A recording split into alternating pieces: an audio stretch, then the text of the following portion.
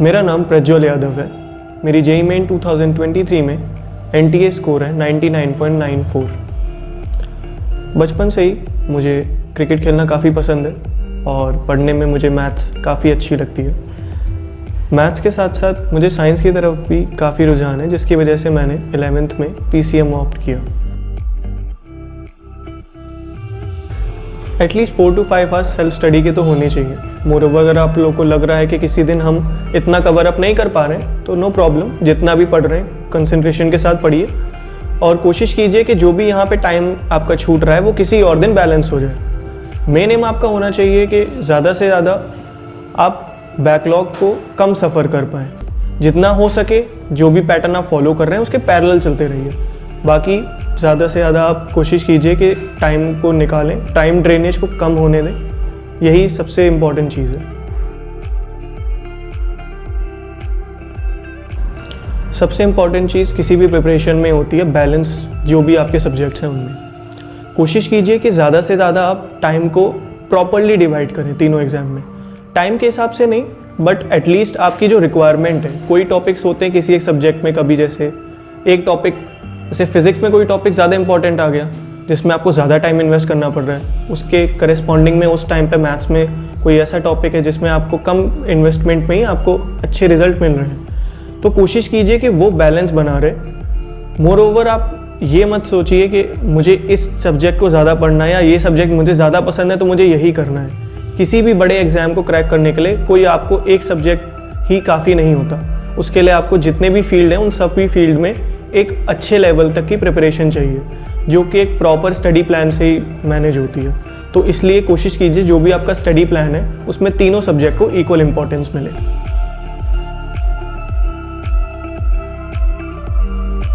मैंने JEE main 2023 में सबसे पहले फिजिक्स किया, देन केमिस्ट्री, देन मैथ्स।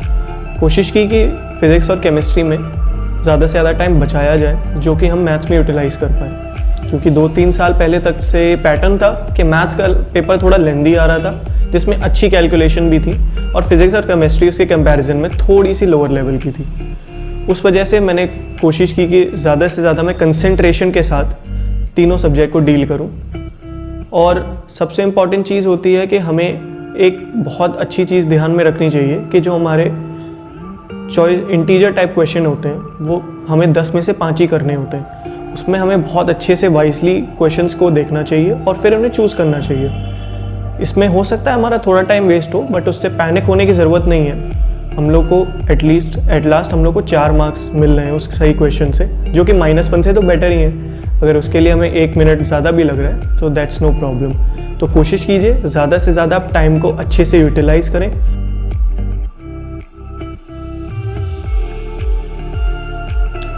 जो भी आप प्रिपरेशन करते हैं वो आपको एक सर्टेन लिमिट तक ट्रेन करता है। जब तक आप उसको एक परफॉर्मेंस के तरह से प्रूव नहीं कर पाते तब तक उसका उतना यूटिलाइजेशन नहीं होता है। टेस्टिंग आपकी इसी एबिलिटी को स्ट्रेंथन करता है। जब आप देखते हैं कि आप रियल टाइम 3 घंटे में अपनी नॉलेज को किस तरह से यूज़ कर रहे हैं उन क्वेश्चंस के लिए जो कि आपको ऑन द स्पॉट दिख रहे हैं। जब आप शीट सॉल्व करते हैं तब आपके माइंड में ये होता है कि ठीक है, मैं अभी शीट सॉल्व कर रहा हूँ, उसके बाद मैं पीछे से क्वेश्चन देखूंगा, गलत होंगे तो मैं उनको वापस टीचर से डिस्कस करूंगा या फिर खुद उनको इवैल्यूएट करूंगा।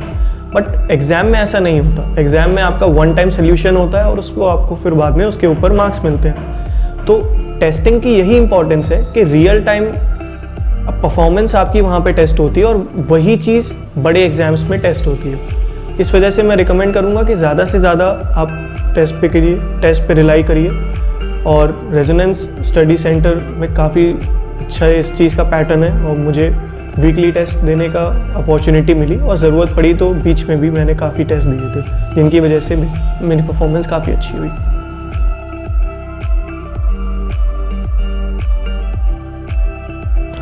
मैंने अपनी थ्रू आउट प्रिपरेशन में कोई एक्सटर्नल एज सच बुक का यूज़ नहीं किया है। स्टडीज़ मटेरियल काफ़ी सफिशिएंट था मुझे एक सर्टेन लेवल तक ट्रेन करने के लिए, और उसके अलावा मैंने एनसीईआरटी को ज़्यादा प्रेफर किया क्योंकि मतलब जेईई मेन एग्ज़ाम्स में एनसीईआरटी की बहुत ज़्यादा इंपॉर्टेंस है।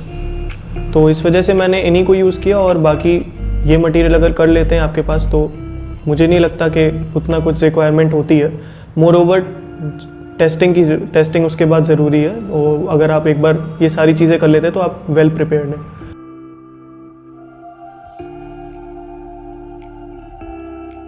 एनसीईआरटी की इम्पोर्टेंस काफ़ी हो गई है, स्पेशली केमिस्ट्री में, क्योंकि प्रीवियस 2-3 ईयर्स से केमिस्ट्री के 90% क्वेश्चंस वही होते हैं जो कि एनसीईआरटी में डायरेक्टली होते हैं, और वो 10% थोड़ा बहुत वेरिएट होते हैं, ज़्यादा कोई डिफरेंस नहीं आता है।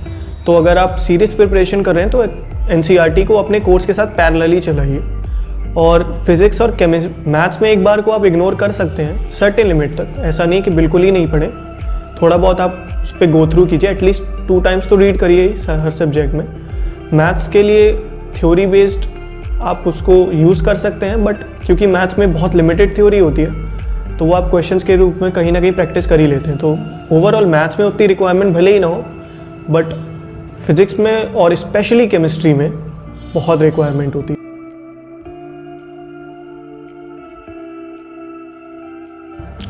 देखिए, किसी भी गैजेट का यूज़ उस हद तक एडवाइजेबल होता है जब तक वो आपके लिए एक एडिक्शन या फिर एक आदत नहीं बन जाता।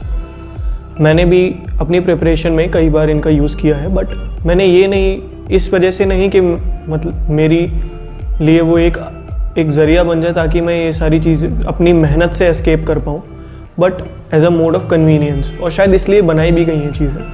तो मैं किसी भी ऑनलाइन प्लेटफॉर्म से उस तरह से जुड़ा नहीं था, मैंने अपने कोचिंग को फॉलो किया और उसी के साथ मैं अपनी तैयारी को शुरुआत करता रहा। थोड़ा बहुत बीच में अगर गैप आता था तो मैं टीचर से पूछना ज़्यादा प्रेफर करता था, मोर ओवर उसको ऑनलाइन सर्च करना। और सबसे इम्पॉर्टेंट चीज़ जो आज करके सबसे बड़ी दिक्कत हो गई है वो होती है डिस्ट्रैक्शंस, सोशल मीडिया, गेमिंग, ये सब। तो मैं बस यही कहना चाहूँगा कि आप कोशिश कीजिए कि इनसे दूरी रहिए। गेमिंग के लिए मैं यही बोलूँगा कि आप ज़्यादा से ज़्यादा कोशिश कीजिए कि ऑनलाइन की जगह आप फिज़िकल गेम्स खेलें, क्योंकि फिज़िकल गेम्स आपकी मेंटल हेल्थ को और फिज़िकल हेल्थ को भी अच्छे करते हैं। और दूसरी चीज़ ये, ऑनलाइन गेमिंग के कंपैरिजन में काफ़ी कम एडिक्टिव होते हैं।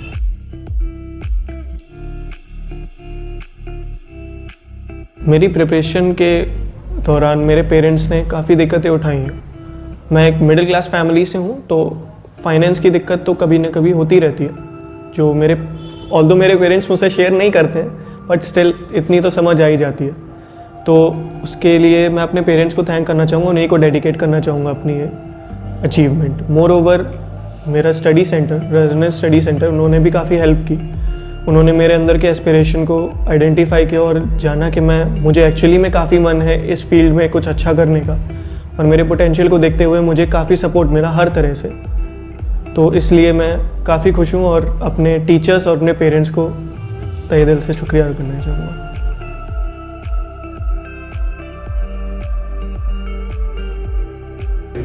एंड में मैं यही कहूँगा कि इतने बड़े एग्जाम्स हैं तो आप कोशिश कीजिए कि ज़्यादा से ज़्यादा अपने टाइम को सिंक्रोनाइज़ कीजिए।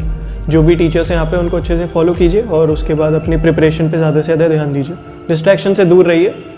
तो एक प्रॉपर स्टडी पैटर्न के साथ, स्ट्रेट फॉरवर्ड प्रिपरेशन के साथ सबको सक्सेस मिल सकती है। Thank you.